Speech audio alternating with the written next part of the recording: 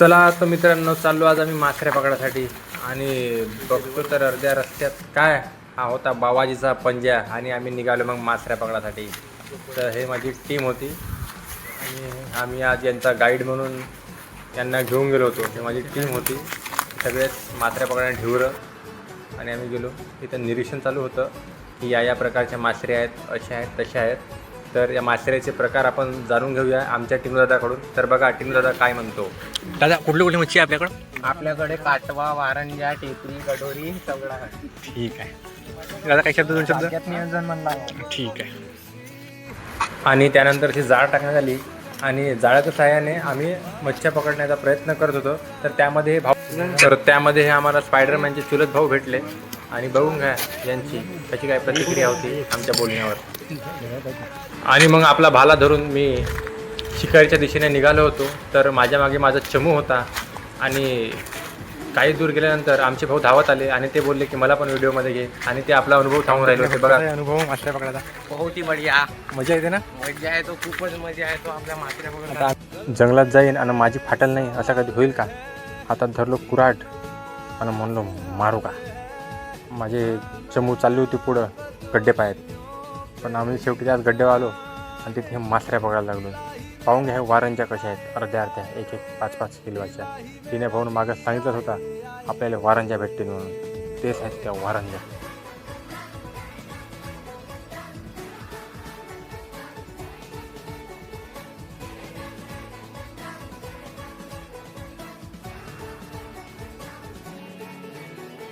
मेरा फलसफा कंधे पे मेरा बस्ता, चला मैं जहाँ ले चला मुझे रास्ता, बूंदों पे नहीं गहरे समंदर पे। ओ, ओ, ओ, तुम्ही विचार करत असाल का हा यशाभाऊ का करत आहे. यशाभाऊ जिम मारते म्हणून यशाभाऊला आम्ही आज सगळ्यात मोठं काम दिलं कचरा फेकाचा. पाहून घ्या यशाभाऊ कशी मेहनत करत आहे, कशी जिमची बॉडी आहे भाऊची. बघून घ्या, प्रोटीन न खाता बनवलेली बॉडी आहे. हे लोहा आहे, लोहा. आणि मी ती फकाल्या मारत होतो. फकाल्या मारता मारता आता मला माझ्या चमूला माझी गरज पडली. तर मग मी म्हणलं व्हिडिओ गेला चुलीत, आपला अवजार ठेवलो आणि मी पण निघालो मदतीच्या दिशेला. आणि बघतो तर माझी तर फाटत होती, पण मी कसा बसा पकडत होतो आणि त्या डब्यात नेऊन टाकत होतो. शिका काहीतरी आमच्या ढिवराकडून मासऱ्या कशा पकडायच्या येतात. आणि हे होत्या वारंजा. खरंच यशाभाऊच्या मदतीनं आम्ही टोपली नाही थैलाभर मासऱ्या पकडलो होतो आणि पुन्हा प्रयत्न करत होतो.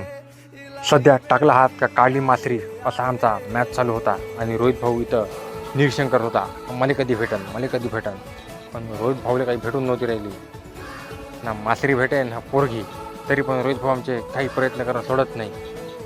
मध्येच आमच्या सुनील शेट्टी काकांनी एंट्री मारली आणि म्हणते थांब, तुला कशी नाही पटत, मी पटवून देतो. आणि काकाने बस एका ह्याच्यातच पटवून काढली.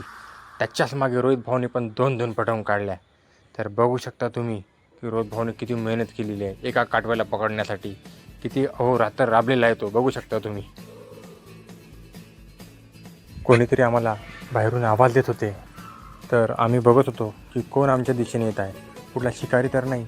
तर बघतो तर काय, हे आमच्या टीमचे 2 बॉडीगार्ड होते आणि ते आम्हाला भेटायसाठी आले होते. तर ते आले. हाच तो प्रकार आहे जो भारतात खूप फेमस आहे. याला म्हणतात मासऱ्या झोकलणे. आणि हा खूप प्रसिद्ध प्रकार आहे इंडियाचा. त्यानंतर हे असे चिखलामधून मासऱ्या पकडावं लागतात, त्यानंतर असं झोकावं लागतो. तेव्हा कुठं आपल्याला अशा विविध प्रकारच्या मासऱ्या मिळतात.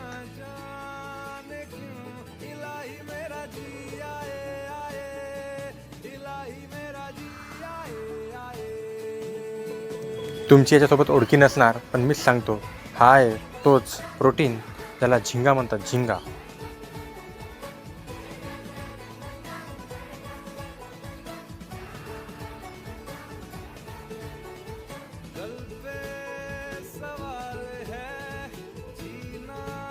अशा प्रकारे आजचा आमचा दिवस मासऱ्या पकडण्यात गेला. तर तुम्हाला आमचे व्हिडिओ आवडत असतील तर तुम्ही आमचा यूट्यूब चॅनल आहे, यावर आमचे व्हिडिओ बघू शकता. त्यासाठी लाईक करा, सबस्क्राईब करा, कमेंट करा आणि असे नवीन व्हिडिओ पाहण्यासाठी आम्हाला इंस्टाग्रामवर फॉलो करा.